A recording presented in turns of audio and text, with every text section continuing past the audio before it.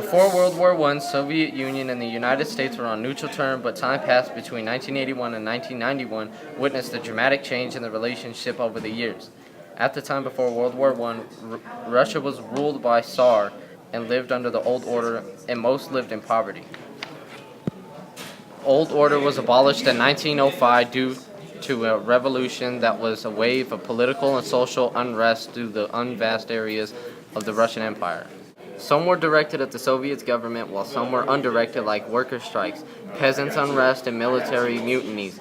Around this time, dissatisfaction evolved around the Tsar's choice to enter the First World War I when Russian soldiers were unprepared. Russia immediately sided with Britain, France, and Serbia against the Germans in 1914. The United States did not join until 1917. They did supply Russians and other allies with the material. Around the same time, the Bolshevik Revolution was encouraged by the leader Vladimir Lenin, who returned to Russia from exile in Germany, the industrial workers against the provisional government. Provisional government surrendered without a fight, leaving the workers and peasants in power.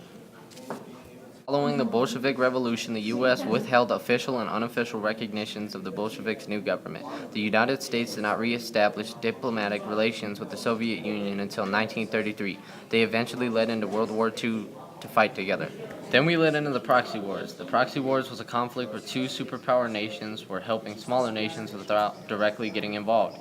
Some of these proxy wars were Chinese Civil War in 1945 to 1949, Greek Civil War from 1946 to 1949, the Berlin Blockade from 1948 to 1949, the Korean War in 1950 to 1953, Vietnam War from 1954 to 1975, Cuban in 1961 to 1962, and the Cambodian Civil War in 1967 to 1975. The list goes on, but those are just some of the proxy wars. August 1945, an arms race began between the United States and the Soviet Union due to a destruction of Japanese cities Hiroshima and Nagasaki. The American uranium gun type's fission bomb named Little Boy and then another named Fat Man. The two bombings killed over 100,000 civilians. The U.S. bombed Hiroshima and Nagasaki as a method to force Japan to quickly surrender and minimize American casualties. The U.S. also set off the bombs to show off dominance and to hopefully intimidate the Soviet Union. The Cold War was a period of tension and hostility between the U.S. and the Soviets. Free society would have called it World War III.